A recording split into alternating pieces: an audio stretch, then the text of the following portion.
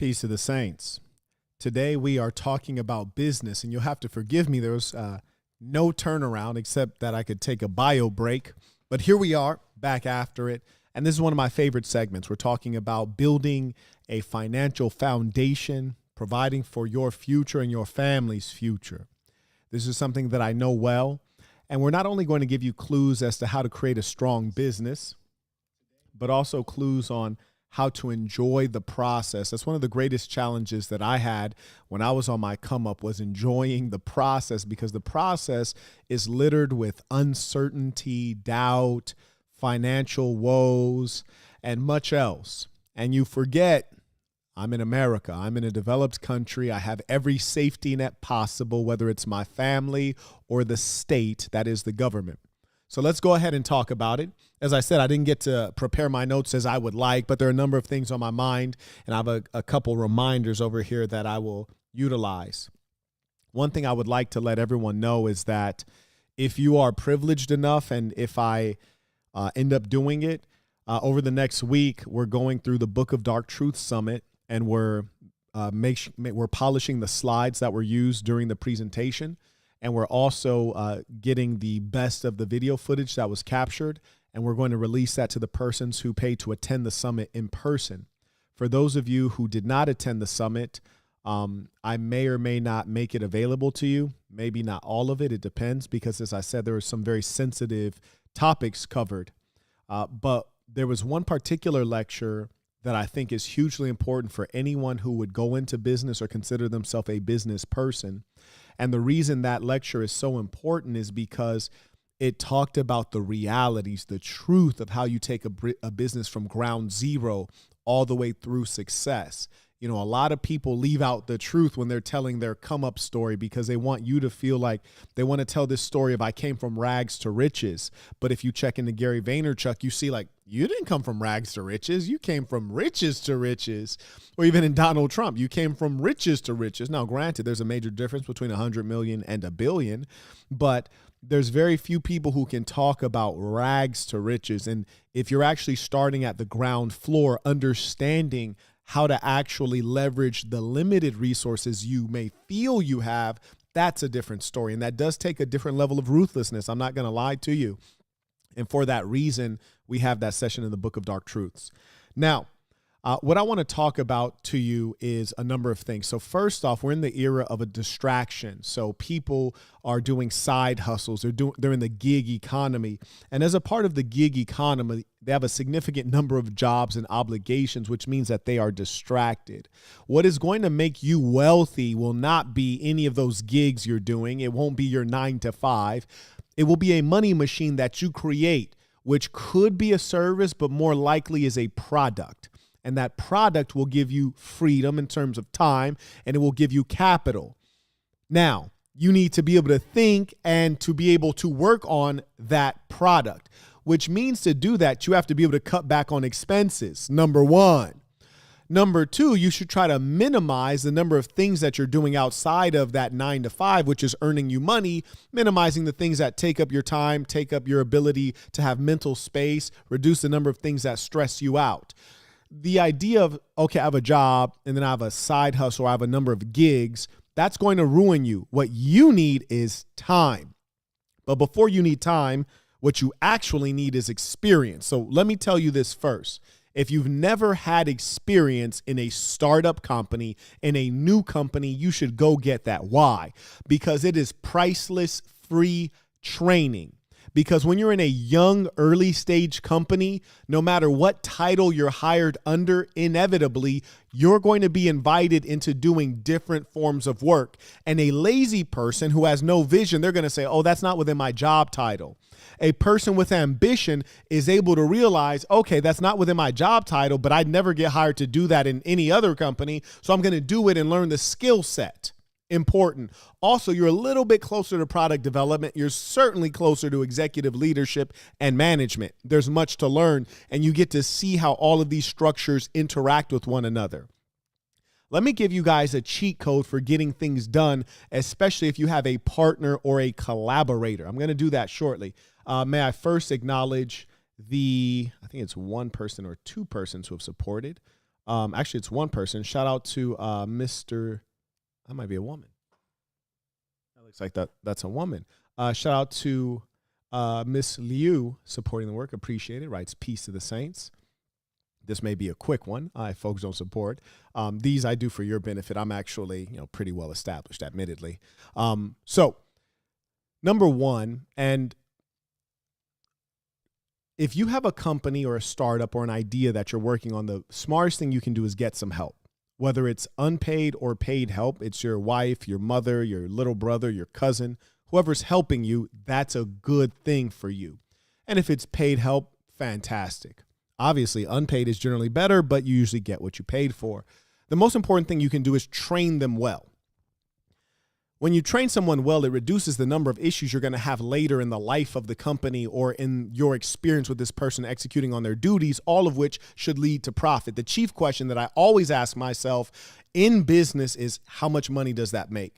The worst thing you're going to experience is being open. Marquette, you don't want to be open? No, you don't. Everyone has ideas. Most of them are dumb and hard to implement. They require money and time, and they don't even lead to any profit. So you need to make this a mantra in your startup. Someone says, oh, hey, why don't we do this? Why don't we try that? Ask them, how much money does that make me? Feel free to say me, because at the end of the day, it's you who's taking the financial risk.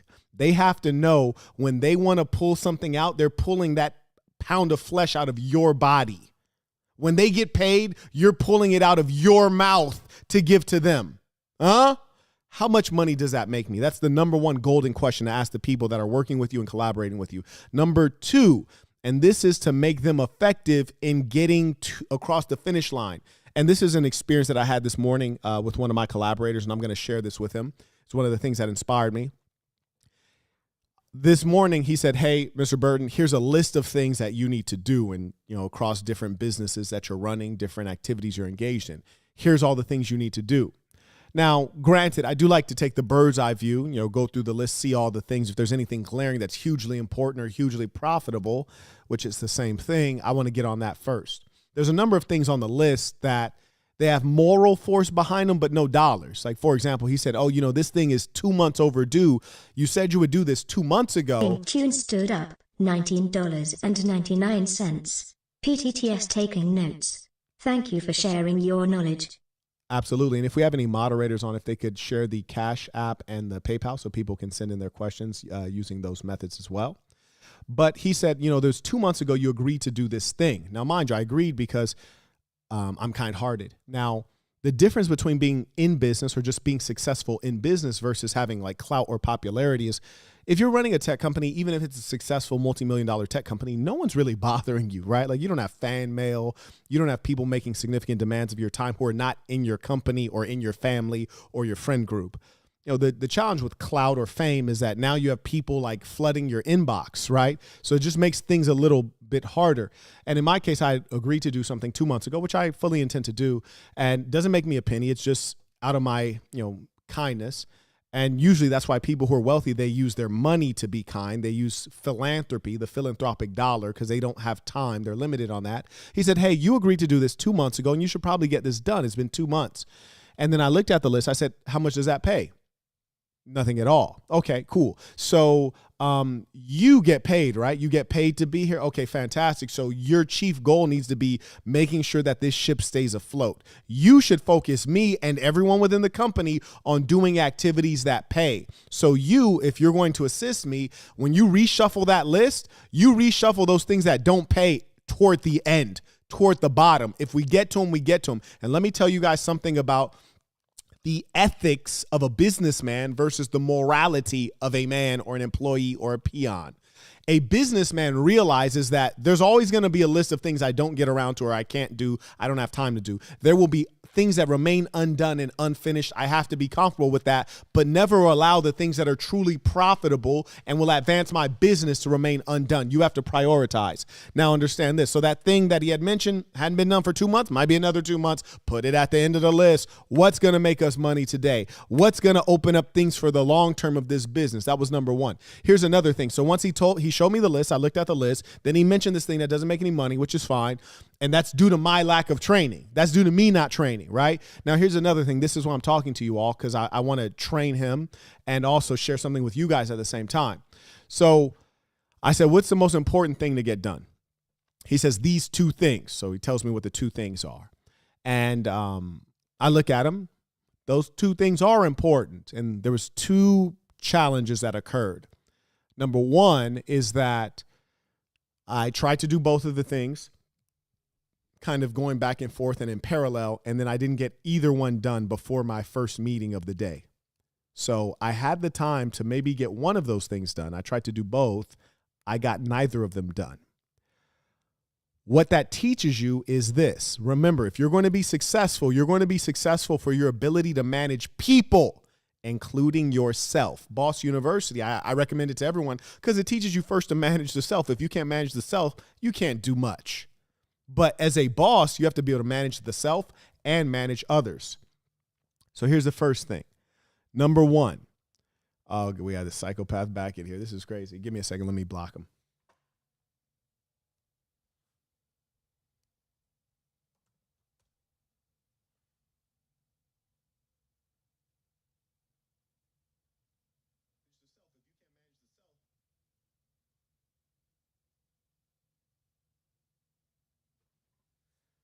Okay, there we go. Anyways, so if you can't manage the self, you can't manage others either. If you can manage others, you have an infinite access to you have a superpower. Because if you can manage 10 people, if you can influence 10 people, you have the strength of 10 men. So this is what happened. And this is due to my lack of training of the young man. So he says, these are your two tasks. And me, I try to complete these two tasks before my first meeting of the day. I don't complete either of them. So there's two breakdowns. Number one, when you're managing people, sometimes you might have a boss. Ronald White stood up, $50. PTTS tuition for the ism. Appreciate. Shout out to the ballers. Baller alert. When you have someone above you, whether they're older than you or they have more status or they're higher up in the hierarchy of your company or whatever, sometimes we might make incorrect assumptions about that person.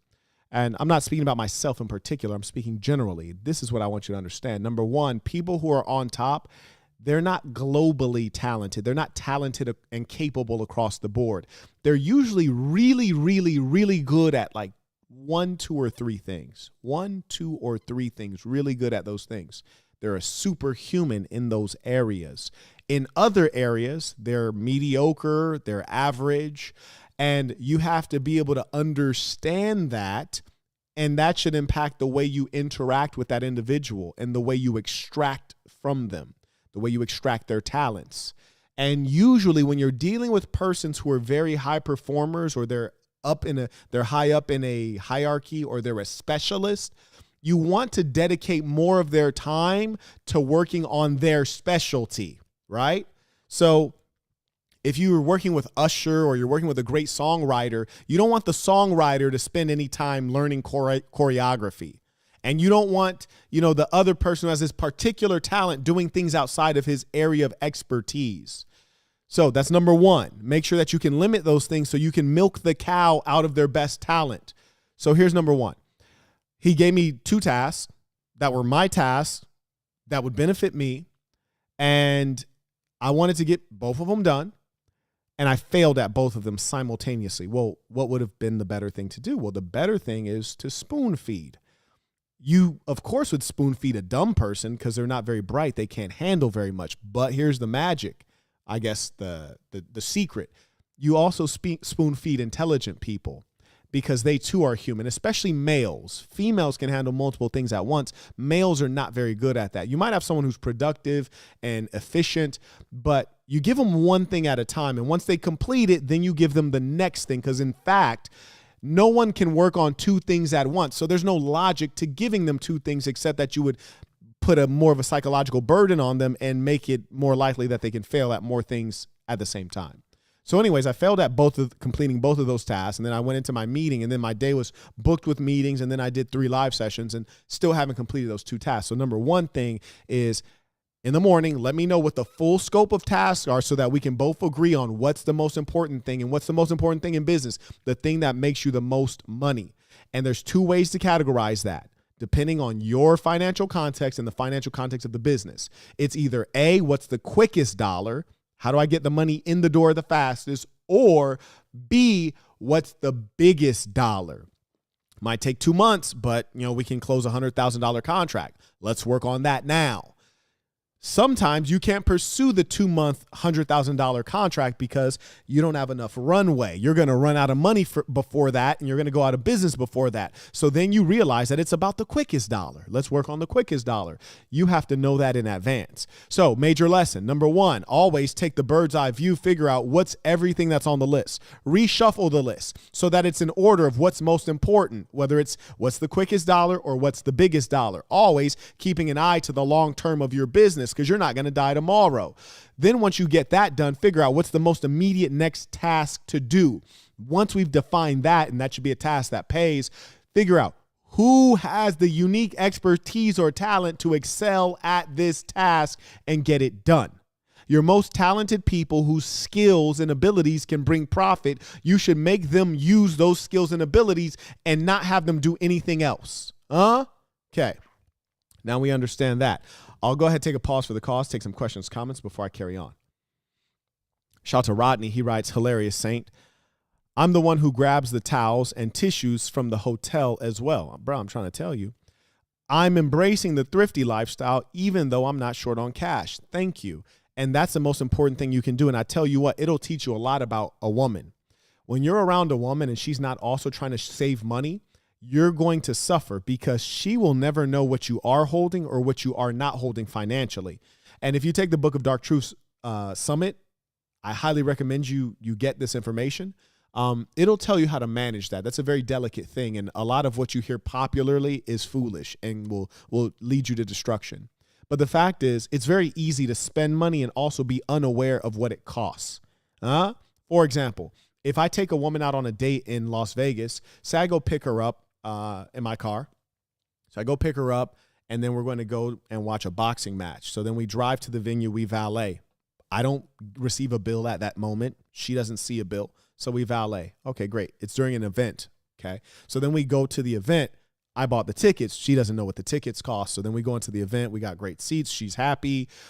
We get some, snacks from the concessions. She doesn't see what they cost because I go retrieve the snacks, right? So she doesn't know that that's a $13 bottle of water and that's a, $18, beef frank that you're eating. No clue. Okay, great. So then after that, we leave. And because the strip is super crowded and it's hard to get in and out, we're going to stay on the strip, stay in a suite. It's an event night. Got a nice suite. She doesn't know what that costs per night. And you know what? Because that's not her lifestyle. She's not even able to estimate. So we've already spent $2,000. What? Marquette, you spent $2,000? Yeah. That's not including the boxing tickets though. That's just between the valeting, the food, and the suite for the night. That's $2,000 already. Then the boxing tickets were $3,000 a piece because of the seats. Okay, we're creeping up on $8,000, right? She has not the foggiest idea of that being $8,000 because she's never valeted during an event and paid $300 to valet a car. She's never got a suite that is this nice, and she's paying $1,500 for the suite. And she's never sat floor seats ringside at a boxing match. And, okay, there's 2 Chainz is 3 rows ahead of you and Dave Chappelle's 5 rows ahead of you. She has no conception of the fact that these are $3,000 a ticket per person, right? So her ignorance of those things, when she wants to keep going out to eat regularly, she doesn't realize there has to be a balance. You also have to have time to work. So being mindful of the pennies is very important. I'm not saying you need to stress the woman out and tell her how much everything costs, but I'm saying you have to tell yourself, okay, Marquette, if I'm going to go out and spend $8,000 on one night, then at some point I'm going to have to be thrifty, right? Because you cannot live at that rate and not go broke. It is much easier to spend money than it is to make money. It's much easier to destroy than it is to build. Anyone can destroy a building. Doesn't take any knowledge, but it takes a freaking architect to know how to create a building. And that takes knowledge and skills and time. You can destroy a building in one day. Might take you many months to build something. You always have to take that kind of mindset. Gentleman writes, where can I purchase the Dark Truth Summit. It is actually currently not for sale. I still haven't decided if I'm going to make it for sale. So keep an eye out. Within a week, the people who attended in person, they will have access to it. If I do make it for sale, I'm not going to guarantee that it's going to have 100% of what was done in person. I'll let you know if there is, in fact, anything missing. Anyways, carrying on. Let me see what other comments, questions people had. Yeah, so I highly encourage being thrifty. And if you ever feel embarrassed about being thrifty, you're not a good businessman. Because when you're running a business, I sometimes hear people say stupid things like, oh, that's a tax write-off, or, oh, like I charged it to my business. Like, bro, like that doesn't make it okay because it's a tax write-off. That doesn't make it okay to endure unnecessary expenses because the business paid for it. You're showing me you're not a careful person. You're showing me you're a person that doesn't pay attention to pennies. That's what you're showing me. And more importantly, when you take that attitude, your employees will follow up on that attitude. It is a bad attitude. And if you're ever embarrassed of being thrifty, that's a deep insecurity that you need to fix. You should never be scared of someone thinking that you're poor. I never get embarrassed about someone thinking that I don't have a bunch of money. I don't care what they think. I'm going to take the towels and take the toilet paper from this hotel suite. I'm going to go hop in my Maybach or go hop in my Rolls Royce and drive off. I don't care what those people think about me. They don't know what I drive, and I don't care. They don't know where I live, and I don't care. They don't know what kind of house I don't care. They might just be thinking this guy is broke, and he's just living the high life for a night or two. I don't care. Because what you need to be concerned about are the realities of things, and the reality is best understood through the numbers. Now, let me tell you a couple things. So, number one, I often talk about negotiation. I did a segment on negotiation during the Book of Dark Truth segment. I did a segment on negotiation during the boot camp that I hosted. The boot camp is available to you. You can purchase the boot camp footage. It's quite cheap. I don't know what it is, probably less than $100, maybe like 30. I don't remember. I really don't care because I don't need to purchase it, but you can find it at thesassin.com, THESASN.com. The reason negotiation is important is because what you really need to be considering is you're in the business of persuasion, especially the less money you have, the more persuasion you need. The reason that I say that is because when you're starting a company from scratch, you're going to need collaborators, especially if you're creating a complex product such as a software product or maybe even a significant hardware product. You're going to need collaborators, and generally you can't pay them. So you're paying them in hope.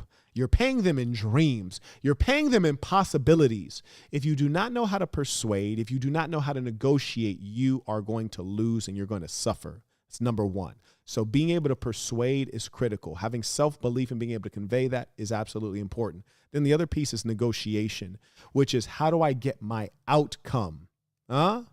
And when you're negotiating, it requires a high level of attentiveness. That's why I always talk about pennies. When I mention pennies, pennies for me is a metaphor for details. There's a young man I'd mentioned recently. He's early in business. I don't even know if I can say he's early in business. He's had a number of products that he's created. And so there is he came into a conflict with one of his manufacturers, which will happen. You're going to have conflict in business. You're going to have times you get cheated in business. You're going to have all kinds of things occur in business. And he basically went into a negotiation. When you're going into a negotiation, you need to have the mindset of, I want to get as much for me as I can. Sometimes we're really concerned about the method of things rather than the motivation of things and what's inspiring something, and also the mindset. You see, if you're in a boxing match, even though it's a sport and you're engaged in you're not engaged in a war, you're not dealing with someone you hate in real life, but when that bell rings, you need to be filled with whatever emotions will get that other person laid out cold, whether it's hatred, anger, meanness, vitriol, whatever it is. You need to channel that and get that other person laid out. Similarly, negotiation is the same thing. And if you can't negotiate, you're going to lose and you're going to suffer. I was observing a negotiation between the gentleman, and this, I'm going to speak about multiple people at once, between a new business person and very seasoned manufacturers in China. And I noticed that consistently the manufacturers were giving no concessions, whereas the business person was giving many concessions, and consistently the manufacturers were lying. They were lying. They would say something like, my minimum order quantity is 400. You can't order less than 400 pieces. And the new business person, the new entrepreneur, they forgot to say, oh, well, why is that? Why is the minimum quantity 400? Because you said so? Well, what happens if you do 399 units? What happens if you do 398 units? Why is it 400? You see, when you become an entrepreneur, a boss, you need to get out of the employee mode, which is the rule following mode. And in the negotiation, they were suffering because they were yielding to fake assumptions and fake frames. Okay. So that's number one thing. Negotiation is absolutely critical, but it starts with the idea of you being willing to ask questions, to break rules, to also make people not like you, to get people angry, to wait someone out, to take advantage. Generally, when we hear the concept of take advantage, we think of this as a bad thing. Oh, he took advantage of her. We think of it as a bad thing. In business, the exact thing you're trying to do is to take advantage. If you can create an unfair deal that favors you, you should do it every time in business. Okay? And remember, the other side of it is always lying. I promise you. And lying is a part of the negotiation process. Just as one thing you might not know is if you're ever being questioned by the police in an interrogation room, they can legally lie to you. That's a part of their toolkit. That's a part of their strategy. The police can lie to you. So you might learn something there. Shout out to EJ. He writes, thank you for these segments, Saint. The kind of lives that make the real life difference. Peace. Please continue, Saint. Sir, yes, sir. I appreciate you. Shout out to Joshua supporting. Good to see him. I also acknowledge Dylan. He writes, do you have any recommendations on what route to take for creating a website that is a one-stop shop for everything you want to sell, tangible and intangible products, and is relatively simple to customize? Peace of the Saints. Well, the challenge there, Dylan, is that when something starts, it starts very simple. When Google started, it was merely a search bar. That's it. No email, no YouTube, none of the bells and whistles, just simple. It was a search engine, just a bar. You type in your query, you click search. It didn't have all those other things. When Facebook started, it was just a wall, right? You can post on someone's wall. There were no groups. There was no video calling. There were a lot of the bells and whistles of today were not there. There's no Facebook Marketplace, no Facebook dating. You might be like, Facebook dating, was that a thing? Yeah, it was. It came and went. The point is when it starts extraordinarily simple because you have to beat your competitors at something. And so you have to ask yourself, what can I realistically beat others at? What can I do better from a product development or design standpoint? And when you get good at this stuff, you can see the examples really quickly. So, for example, I travel a lot and I read a lot. So I always travel with a mobile lamp such as this one, right? This mobile lamp uses a rechargeable battery. You can charge it using a USB-C, and it has a rechargeable battery. And then you just click this button here and it'll turn on the light. And it has 3 settings, which is actually quite standard in the industry to have 3 settings.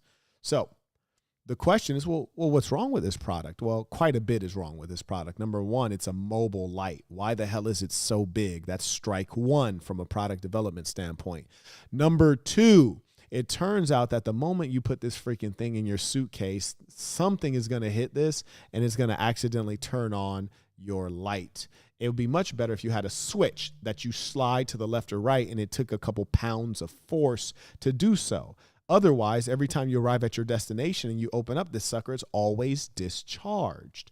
You see, I just closed it and I accidentally turned it on there. That's how poorly designed the light aspect is for this thing. So from a product design standpoint, if I wanted to redesign this, if you will, I would make this smaller. So clearly I would make this shorter, easier for travel. I would add a switch that goes back and forth. And, those would be the basics that I would start with. And then you can go from there. So the question is, what one thing, ideally one thing, maybe two, but what one thing can you beat the market at? So when you say, I'll re-describe what the gentleman stated. He writes, do you have any recommendations for what route to take for creating a website that is a one-stop shop for everything you want to sell? So that's the challenge. He said everything. Doing everything is generally quite expensive and difficult. So he says everything you want to sell, tangible and intangible, and is relatively simple to customize. So truth be told, I'm not entirely clear on what your actual question is. And that's important, number one, because when you're starting at the beginning, you need to have clarity on what you're doing, but you also need to be able to explain it to others very clearly because you want them to be able to help you, either work for you or contribute financially or something like that. So it has to be very clear. And also you always want to mention the revenue model, which is how does this thing make money? So Sovel saying stood up, Baller $49.99. Peace to the saints. I will definitely have to catch the repeat of this. Thanks for doing the Lord's works, big homie. So yes, sir, I appreciate it. Shout out to the real ones. So for example, if I were you, I would say, hey, Marquette, I would like to create a website that allows you to sell, as you said, everything. So I guess sell anything. And the way we make money is every time someone makes a sale, we take 1% of the top line, meaning of the total amount of money spent by the consumer. We take 1% of the, or 1%, we take 10% of that, whatever your fee is. Now, to me, this sounds like you're talking about Amazon. Are you talking about creating an Amazon competitor, meaning that this would basically be Amazon.com? Is that what you're saying? It would be Amazon.com, but it allows people to also sell digital goods. Is that what you're saying? Please do feel free to clarify. And also, Amazon has a tremendous amount of money. Number one, I think we all know that. So, that makes them hard to compete with. Also, Amazon has Prime, which allows you to get your good within 1 to 2 days, which also makes them hard to compete with.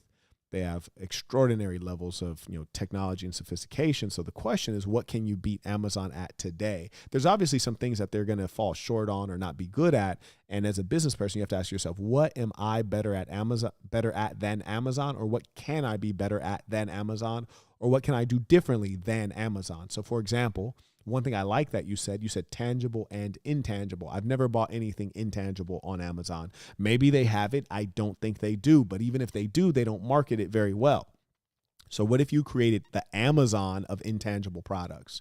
So anything you want to buy that's intangible, be it a piece of cryptocurrency, an NFT, a digital good such as a song, a piece of music, a piece of fill in the blank that is digital, an ebook, an audiobook, any of those things. So if that's the case, that would be maybe an interesting prospect to create an Amazon of intangible goods or an Amazon of digital goods. Maybe you're just selling them, or it's a marketplace where other people can come on and sell their intangible digital goods. That could be interesting. Now you then move away from maybe competing with Amazon directly to competing indirectly, which is an advantage to you. You also have other entities like Shopify that do allow the consumer to sell digital goods. So those are the things to consider.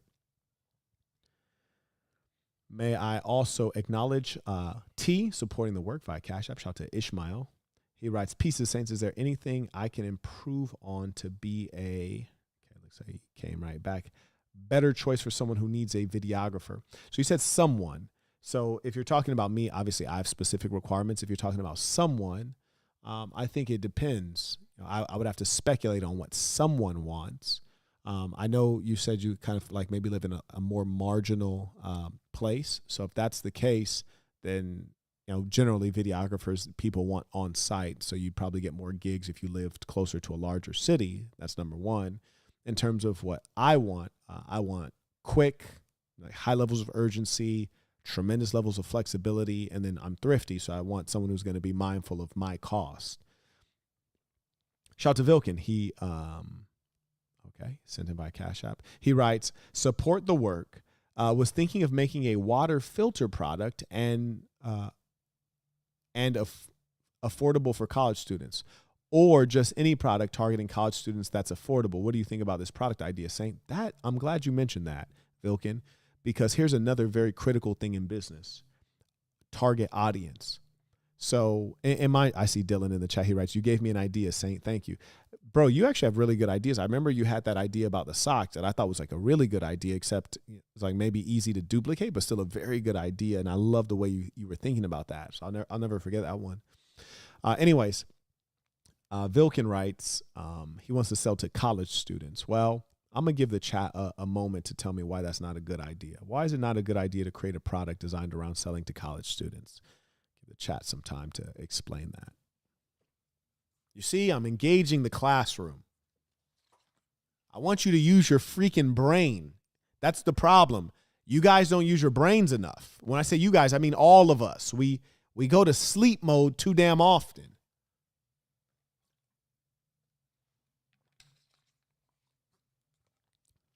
Feel free to hurry up, by the way.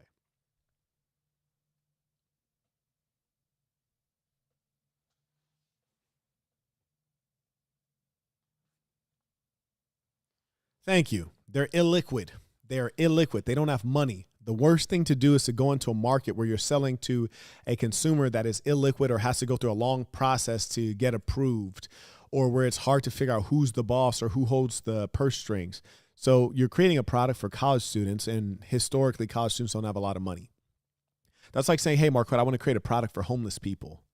Could be the best product in the world. They just generally can't afford it. Or if you say, I want to create a product for crackheads. Well, unless the product is crack, they ain't buying it. And here's the thing. Crack sells really well. It's very easy to sell crack. Okay? It's a great product, a phenomenal product, because you have high rates of creating clients. It's just not a one-time customer. They get hooked. They're a client. And the beautiful thing is that they have a high sense of urgency. They're going to get that money to pay for that crack. Crack is a great product to sell to a crackhead, but selling food to a crackhead, not as important to them. Low priority, and they don't have a lot of money. They have a lot of money when it comes to crack, which is to say, when you can sell a product where the consumer has a high need for it, they will go get the money. But you have to ask yourself, would I rather sell a great product to someone with not that much money, or would I rather sell a great product to someone that has a lot of money? Well, I'd rather sell a great product to someone that has a lot of money. It makes it easier to close the deal. So I've done this before when I was young in business. I had a business that used to sell to nonprofits. Nonprofit, that's the name, that's a category that they're in. They don't have a lot of money, generally speaking, unless you're talking about the NFL or Teach for America. They don't have a lot of money. So that's a foolish group or entity to sell to. I used to be in the education industry. I had a business selling to schools. Terrible idea. Schools don't have a lot of money, and it's hard to get things approved. It takes a long time. I was still able to make that business successful. You might ask, how, Marquette, did you manage that? Well, I was very clever and I was very persistent. That's why I always tell you guys, when people send a super chat and they've never sent one before, I always say, you are doing something new. That's so important. You might think it's just a tactic on my end. No, I'm dead serious. I'm very sincere in that, because the way I figured out how to make a business successful selling to schools, and schools generally don't have money, is I looked at the higher education market and I kept trying to sell to many types of schools. Then I looked at the data and I figured something out. I said, oh, public schools, they take a long time to pay. And public schools keep saying they don't have money. But private schools, private universities, private colleges, they do have money and they pay quickly. Oh, and then in the early stage of my business, I noticed if the school's really big, things move slower. If the school's really small, I can meet the person who holds the purse strings. In a small school, if you meet the dean of fill in the blank department, they're the dean and they also handle the money. It's the same person. You meet the dean in a big college, they're the dean of this academic department, but they don't have a direct budget that they manage or control. You got to meet the financial person. So it's a separate human. So in the early stage of my business, we hyper targeted private schools that were small. Quick money in, because we needed money because we didn't have any. Then we get a lot of quick money in by scaling that. And then I said, okay, let's go for the big dollars. Now let's continue on with the private schools, but we'll go for the big ones. And they might say, hey, we're going to do this deal with you, but it'll take 7 months to pay you, or it'll take 9 months to just get through all the bureaucracy that we have to go through to do a deal this big and deploy your technology across, 18 campuses that are in 4 different states. Okay, cool. We got time. We have what's called runway. So selling to the right customer is as critical as the product. Now, so much value here, by the way. Extraordinary value. So yeah, long story short, Vilkin, don't sell to college students, Brody. They don't want to pay for anything. In fact, it's not just college students. People are generally price sensitive. They're generally trying to save money. They're generally trying to go with the cheapest option. And it's funny to me because I'm doing a lot more regular things than I've previously done in my life due to me reorganizing my personnel and hiring a remote assistant. So I've made a number of reorganized things, and I'm spending more time at my office than my home. And so I'm doing a lot of things I don't usually do, and it's giving me a greater sense of, prices, the world, certain experiences. And for example, I had set up an appointment for myself, right? And I called a particular institution. I said, hey, I want to do this, this, and this, and this, and this. I want everything that you got. And the person I was speaking to is a small business. I didn't realize at the time it was a small business. I called a big business first, and they're like, hey, we're fully booked. We're fully committed. I was like, okay. So then in that same business category, I called another institution, which I didn't realize was a small business. So I'm talking to the person who answered the phone, which I thought would be just a receptionist. And I said, hey, I want this, this is the. And they're like, oh, okay, well, you know what? That would be really expensive. So you could just do some of those things, or you can like piece together things, and maybe you don't need all of that. And I said, no, I just told you I want everything. They're like, okay, yeah, we'll come in, we'll talk about it, we'll give you the pricing. If you want everything, it'll be about this. And they said it like they were nervous about giving me the price. And then they said, come in, we'll talk about it. We just come in. I'm about to have lunch, so just come in before, and we'll talk about it. So I come in, and I tell them like, hey, I need all of it. And the woman says, oh, well, that's going to be pretty expensive. Now, remember, I always remind you guys, cheap and expensive are relative terms. Some people find, for example, there's one internet influencer who drives a Bugatti, right? And so to him, a Bugatti is affordable. Might not be cheap, right? But it's affordable. To me, I find that to be expensive. Like, to me, a car, $1 million or whatever it costs, I don't even know what it costs. But I find that to be expensive. I'm assuming it's $1 million. But to me, that's expensive. Whereas to him, it's affordable. Conversely, like, I have a significant number of cars, and one of my more expensive cars, $250,000, right? To me, that's affordable. To other people, that might be expensive. Like, maybe one of you guys drive a car that's like $40,000, $70,000, $80,000. To me, that's cheap. Like, if you have an $80,000 car, that's cheap. There have been weekends I've spent $80,000. No problem. That's cheap. So it's a relative term. Always remember that your whole life. It will carry you very far. Understand that. Now, here's the thing. So I'm talking to this person thinking that they're just the receptionist. And then by the time we're finished and we start having conversation, the person relaxes. She says, oh, I run this business. I was like, oh, okay. So you're the janitor, you're the receptionist, you're the this, you're that, you're everything. Okay, cool.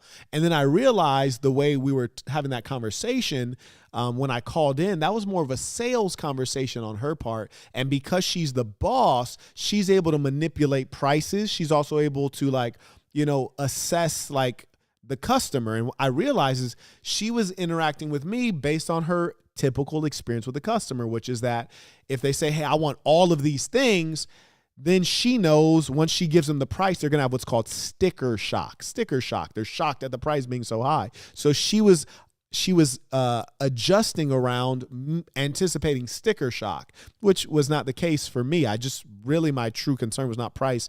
It was time, urgency. I want to get it done today because I have other things to do and I might be leaving the country soon. So I want to knock out certain things. So what she was selling to me was not the product. She was not selling the product to me. She was selling the speed of the product. The speed of the product was what I was really buying. You have to understand what you're selling. People sometimes don't understand what they're selling. Problematic. As the economy advances and becomes more complex, we're selling very peculiar things. Like if you buy a water bottle that has this label, or I actually only have my own water here right now, but if I pulled out a bottle of Fiji and then I pulled out a bottle of generic, you're buying status, you're buying association, you're buying certain things. I've tried all of the waters. There's really only one that I find the taste to be extraordinary, which is Pana water. And particularly when you get it in the glass, it tastes great when it comes out of the glass. So aside from Pana, all the waters mostly taste the same, but you'll spend an extra couple bucks on Fiji because of what it represents to you or to others. So you're selling status, you're selling hierarchy. You're selling, hey, I got money. I spent $8 on a bottle of water. I'm balling. I want to let you know. You have to understand what you're selling. It's a critical thing. And you also understand who you're selling it to. Some people would never buy Fiji because I think they're very conscious of the fact that it's just water. You're buying H2O no matter what. It's H2O. Go ahead, take a pause for the cause. Acknowledge some of the people supporting the work. Shout out to Charlie. I also acknowledge Ishmael. He writes, availability, communication, productivity.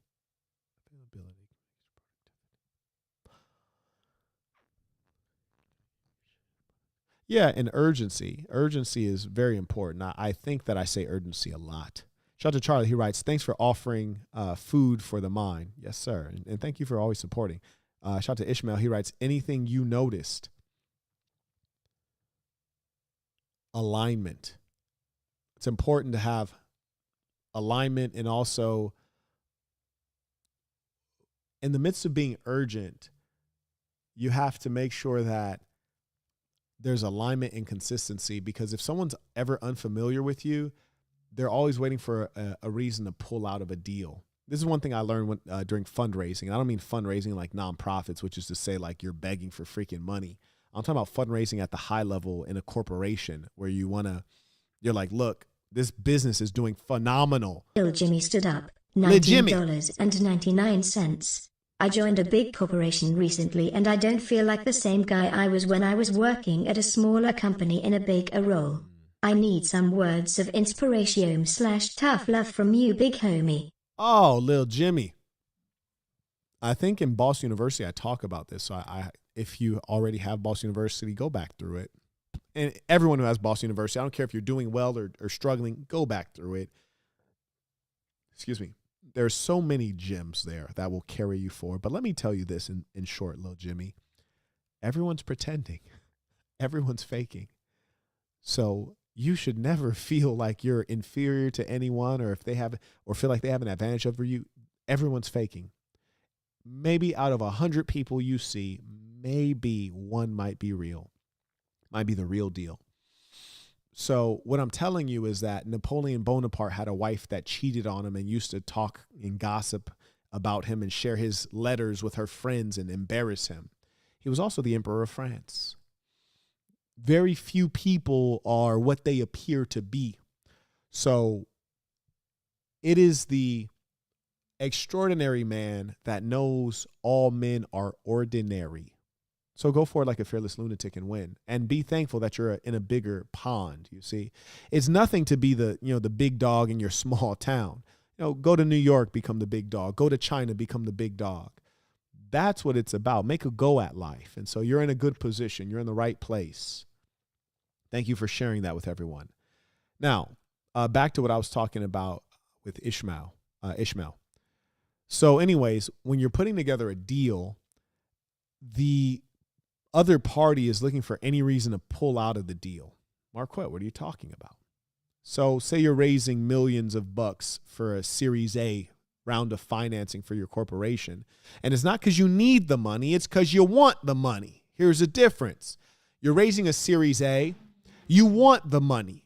You already got 10 stores open doing millions in revenue, but you want to open up 100 stores and you want to do it by the end of the year. So you need a couple $1 million. You already got a money machine. If you run $1 through that money machine, it's going to return $1.26. You give me $1, I turn to $1.26. I've done it a bunch of times. I got 10 stores. I want 100 stores. Give me a couple $1 million. I'm going to make 100 stores. And for every $1, I'm going to return to you $1.26. And I plan to do that within 5 years. Let's go. That is not that you need the money. You don't need the money. You want the money. And you know what to do with it. The investor is looking for any reason to pull out. Because you're a stranger. They don't know you. They never met you. They're going to, invest in you. They're going to give you an opportunity, but they're looking for any reason to pull out anything that doesn't align. If they're talking to you today and you say $1.26 and then tomorrow you say $1.27, even though it's favorable to them, they're like, wait, why did that change? Why did that change? I was just talking to you and then the next day something changed. Why did that change? Or if they're talking to you today and you have, one partner and then they're talking to you the next day and you have two additional partners, they're kind of like, whoa, hold on. Like, this is confusing. Like, I don't know if I can trust you. I don't know about your integrity. And you have to remember, the investor has an infinite number of people asking for money. The investor has an infinite number of people that are saying, hey, I want to deal with you. The entrepreneur that's raising $1 million, there's not a lot of millionaires, multimillionaires that have millions to give, right? So they have to go for a small pool of elite people, whereas conversely, the small pool of elite people, that everyone wants money. Everyone's coming to them to get, $1 million loan or $1 million get collateralized. So understanding the importance of alignment, consistency, not giving the other party a reason to pull out, and just having true levels of urgency. Like, you really got to want it, because when people are assessing you, especially in business, when they're seasoned, they're looking at the small things that you might not ever look at. And one thing I can tell you, and I often say, romance and business is the same. It is the same. You might often be thinking like, this guy's a nut. When you get there, you'll understand.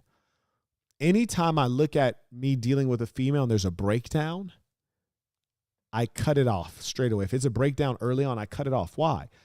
Because in life, things rarely get better. They usually get worse. Marquette, what do you mean? When you meet the woman, she's 25. She's only going to get older from there. She's not going to get more beautiful. She's going to get less beautiful. You meet the woman at the beginning and she's not pleasant. Whoa, you're in for some trouble. Why? Well, she's not going to become more pleasant over time. She's going to become less pleasant. Life might have more challenges. She's going to get older. Her body's not going to work the same way. She's going to go through there's going to be different things that are going to add a weight. Things might stay the same, but rarely are they going to get better in terms of the quality of a person. So you have to know things are going to decline at some level. What do I mean? When you see someone on a job interview, that's their best self. That's the best version of them, because most people are fakers. Remember, I said everyone's pretending. You see them on the job interview, that's the best version. You see them, 2 months later, they're still pretty good because they don't have security. Then you see them 3 years later, and they walk in late. They got a cocky attitude. They talk back to the boss. That's who they truly are. They're comfortable. They don't feel like they can get fired. And whether that's true or not, now you're starting to understand that, things are not going to get better. They might stay the same, but they're rarely going to get better. They're usually going to get worse. And so if at the beginning of an engagement with a woman or at the beginning of a business deal, you see something's funny, you're like, oh, I'm out, because this is not going to get better. And you showed me what my possible exposure to risk may be, and I don't want it. I'd much rather deal with someone where they don't seem perfect, but I can estimate the risk that they're posing and it's minimal and I'm comfortable with it, than look at one thing and say, oh, that didn't line up. Because here's one thing, and I've mentioned this before. I had a situation. I had someone working for me, and, as a part of their job, they have to, drive and do various things. And their insurance rate changed. And I'm paying their insurance because they drive on my behalf. Their insurance rate changed due to an accident they had, which I did not cause. The business did not cause. So when their insurance increased, they passed on that cost to me rather than paying the extra, $50 or whatever it was per month. Maybe it was 15. I don't know. I don't care. Doesn't really matter. Could have been 2 pennies extra.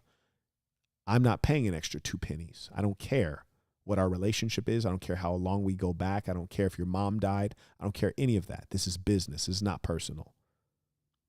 You see, you have to understand business and respect the spirituality and the laws of business, such that if you were working for me for 10 years and you asked for a $2 an hour raise and I couldn't justify it in the business, and I might love you to death, I will not give you a $2 raise.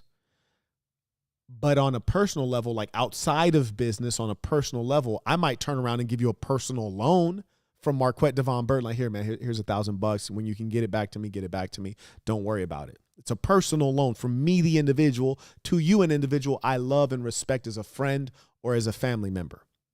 But I would not, as your boss, give you a $2 raise if I don't think you're worth it, or if you're not bringing an extra percentage of value to the corporation. I would not do it. And I don't care who you are. We don't play in business. It's not a game. There are no feelings. We're always trying to make profit. That is the only thing that matters. If you cannot lock into that, you don't really want to win. It's not for you. So many people don't want to win. I promise you that, on the earlier live session where the young lady said, oh, Act goes and, loses $80,000 in poker. I would never expect someone like Act to be good at anything, really. He can't even manage his own weight. He doesn't have the intensity of a winner. I would never put money on him to do anything successfully. You can spot winners. They're serious people. And when they're in their game,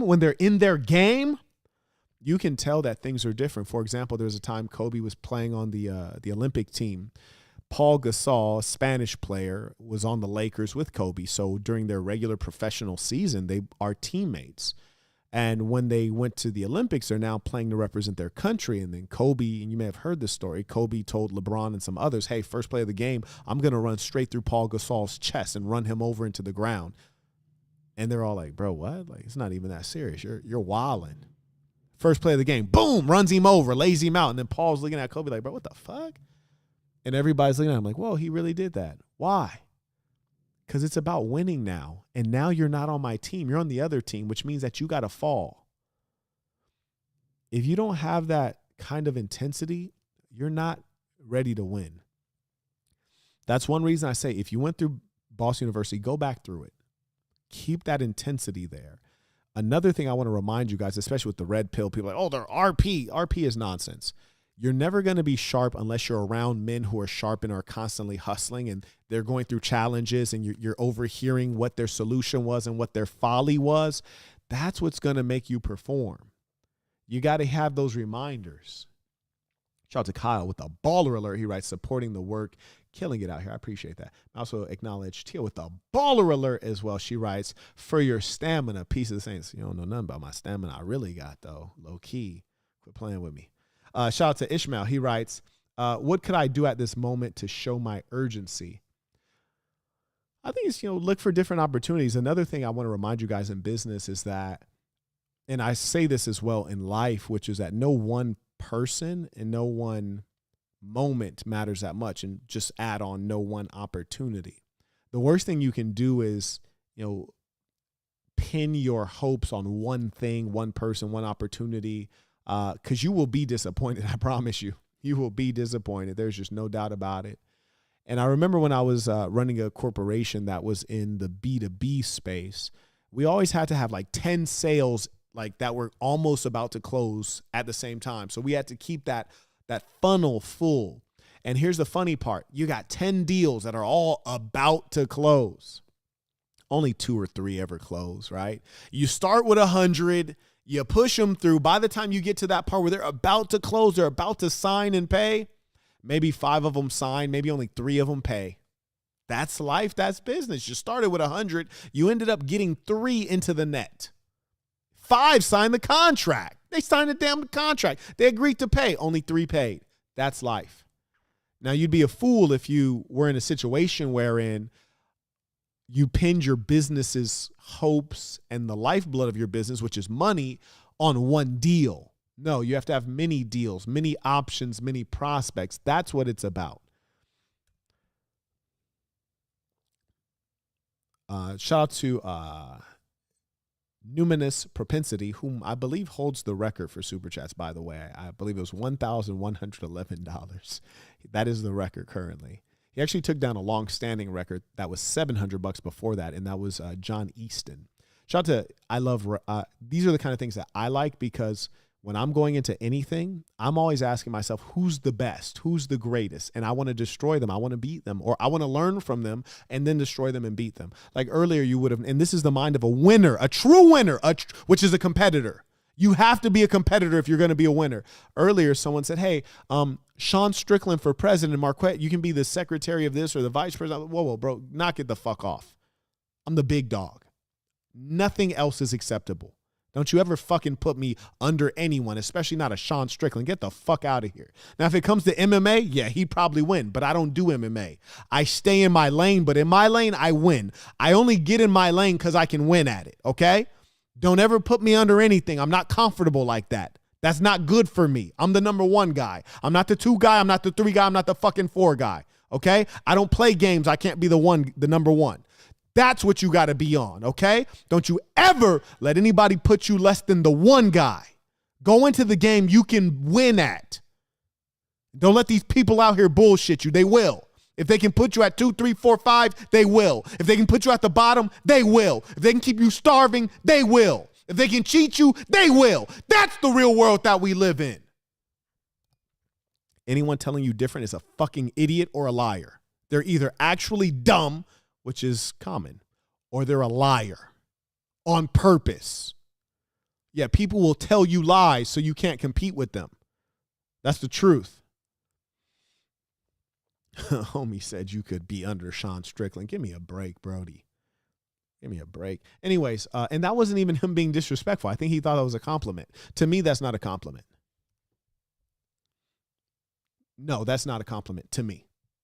Anyway, shout out to Numinous Propensity. He writes, a few low budget films you may gain enjoyment from: Memento Crash, Once We Were Warriors, Days of Wine, and Rose's Kiss Kiss Bang Bang. Okay, interesting. I'm gonna go ahead and screenshot this. Okay. Ask me in about a month what I thought. Shout out to Esteban. Good to see you, Saint.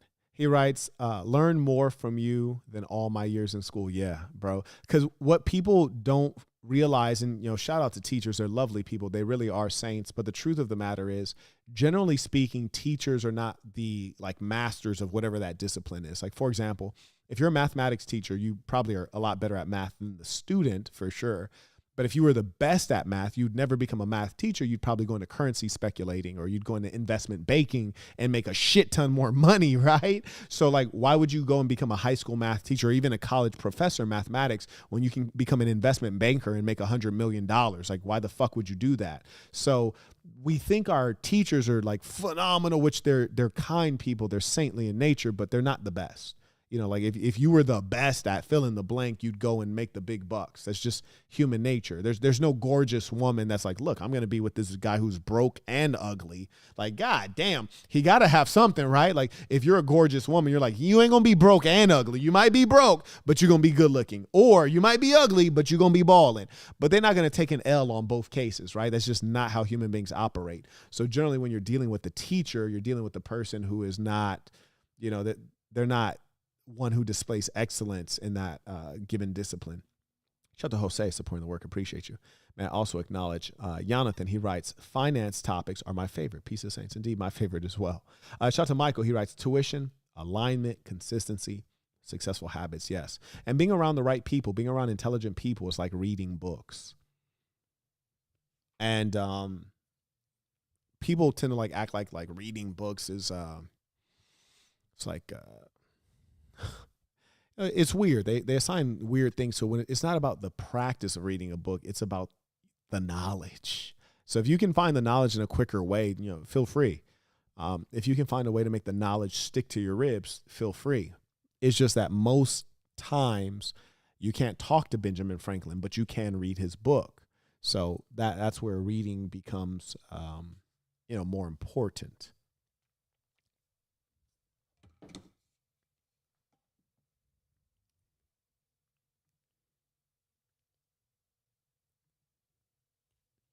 Saints, I'll give you some time to send in your comments, questions as we wind down.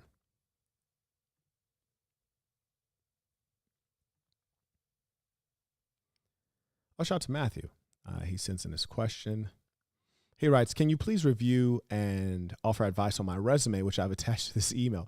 I've primarily been reaching out to hiring managers via LinkedIn, and I want to begin submitting my formal resume, although I'm unsure of what to add to it. So one, I've had the privilege of meeting you in person. So I think you have a great look for getting hired. So in terms of like actual appearance, I think that's very much so in your favor. I think that I'm sure you put on a proper button up and necktie and, you know, look the part. So that's good. And I actually am not one who's ever really reviewed a significant number of resumes except for my personal assistants because it's a very personal role. I want to recommend that you do this, and I'm going to do you a favor, and I do think we can get this done for you. Send this resume to support@marquettism.com and say, hey, Marquette said he would do me a favor and get you to look at this resume because you are an expert at this. Would you mind looking at it? Okay, CC me on that one and then follow up with me in 2 days if you don't hear anything back, because that person is actually an expert at this and you want to go to the person who's really good at it. But I'll look at this briefly real quick. One, my initial instinct is that it looks a bit short. Now, I realize you're a young man, so it's always going to be short when you're young. But I'm going to just take a quick eyeball over this. Okay, so summary. Talented chief operations officer, accomplished in generating substantial profitability. And okay, so this stuff seems a bit general. Anytime you can include specific metrics, especially when you're talking about profitability, like maybe you might include sales, or I increased sales by this percentage, or I drove month over month, revenue. Those kinds of things are more either A, believable, or B, persuasive. He writes, successful at cultivating a results-driven culture. And okay, so when I contrast the titles to your age, I think, how is that possible that this man was a chief operations officer, chief financial officer, chief fill in the blank. Okay, cool. So,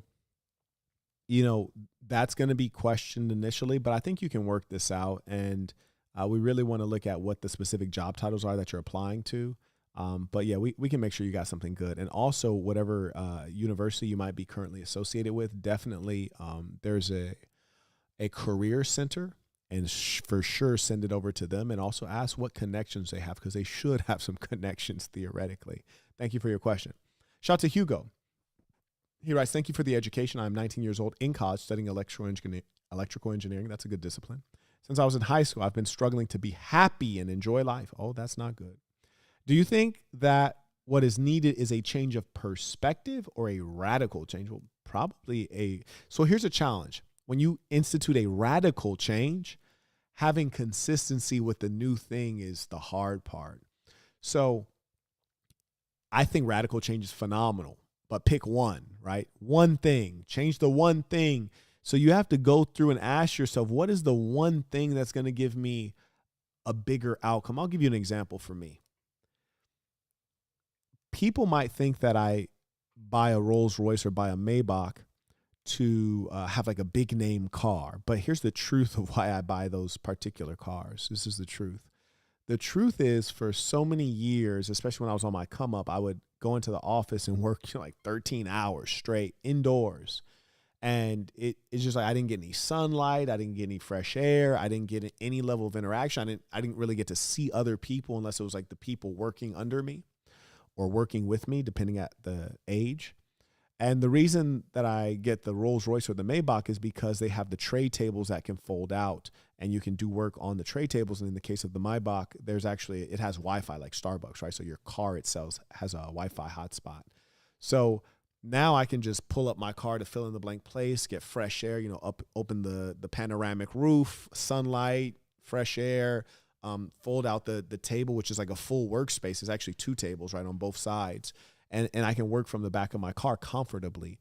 And it has it has a proper outlet, that you can use to plug in your computer. So that's actually why I favor those cars, because the rear seat experience, I can actually work from back there, park next to a, recreational park, or, in a Starbucks lot, or, wherever I want to be. That's beautiful and has fresh air and cool people walking around. And even though I'm not like necessarily playing at the park or, walking along the strip, like I'm still there and I can feel all of that life around me while I'm working. So why do I bring that up? Because that is a small thing. I mean, obviously it's not a small thing to buy a $250,000 car, but it's a small thing that gives me a huge return. The small, relocating outside of my office, outside of a high rise, outside of an office building, and just being out in the world while still doing my work, I can work a higher number of hours. I feel happier while I'm working in that environment. So that small thing gave me such a big return. And that big return impacts other things, level of happiness, level of feeling relaxation, ironically, even though you're sitting in a car. The likelihood that I'm going to want to work out happily because I'm already outside, get back outside. Yes. So when you ask yourself, well, what are the small things that I can change that's going to give me a big return? That's the one thing you want to pick for radical change, and then ask yourself, how can I make this easy to do to stay consistent at it? That's what you really want to focus on. Thank you for that question. He writes, like you state in Boston University, right? So yes, Boston University sounds like perhaps, or maybe he's just talking about what I've said about Boston University.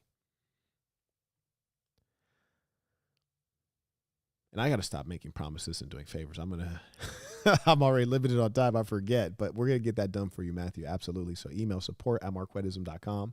We'll take care of you.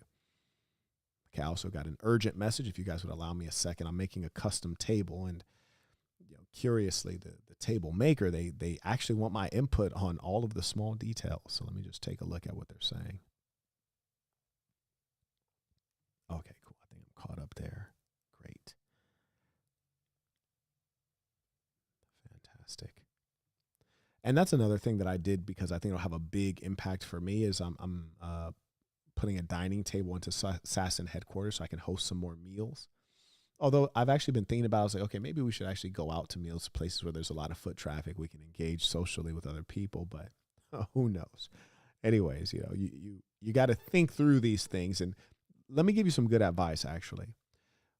You'd be very powerful if you could think through your ideas, but also project yourself into the idea. So it'll help you figure out, is this the right move? So for example, when I'm saying, okay, I'm going to buy, I spent a bunch of money, got a custom table, which I actually haven't even picked out chairs yet. But anyways, I had this nice table that I'm going to put in Assassin headquarters. But first I should have projected myself into sitting at that table and projected in all the people I would want around that table and what the experience is. How do we feel? How often do we want to be there? Why are we there? Is there an event? How often are we going to be there? Is it once a week, once a month? If you can project yourself very vividly into an experience, it will help you make good decisions. Consistently, people make very bad decisions. I kid you not. I observe on a regular basis people around me, particularly women, they make terrible spending decisions because they're not good at projecting themselves into a given experience.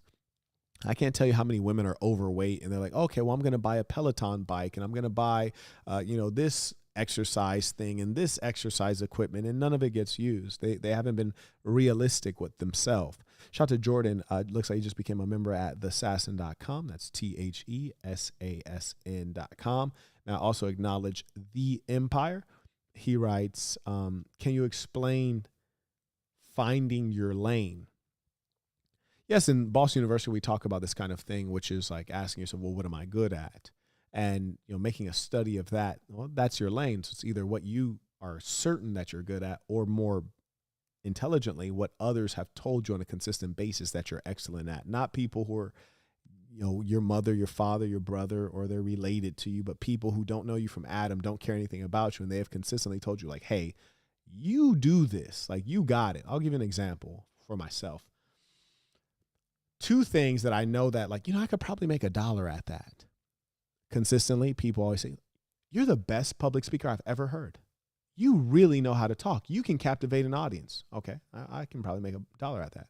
I go out in this world like, oh man, the drip is crazy consistently. Oh man, where'd you get those shoes? Are insane. Oh, that suit. Oh, I could probably make $1 at this, which is to say I could probably make $1 running a fashion business. I have taste. I can make $1 doing public speaking.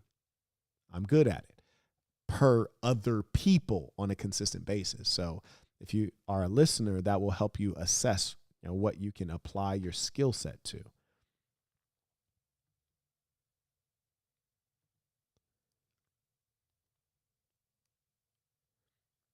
Okay, shout out to Jay Vice. I was wondering where you went to.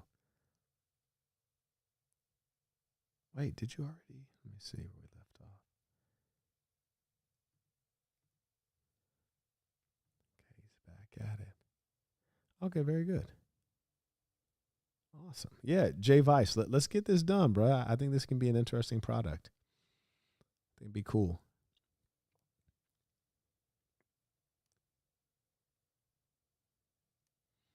Okay, Andre, I got your email right here.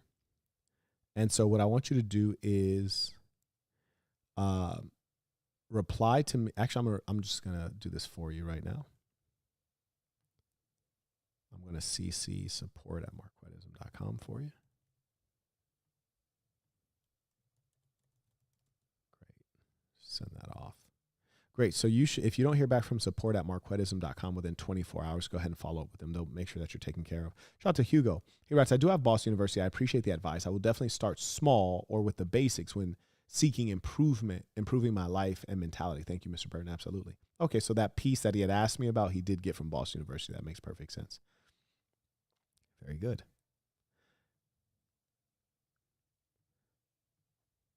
Excellent. Oh, we got a little piece over there, huh? We got a little piece over there. Okay, cool. So let's see where we're at. Okay, it looks like we are all caught up. Fantastic. Saints, I'll give you some time to send in your final comments, questions as we wind down.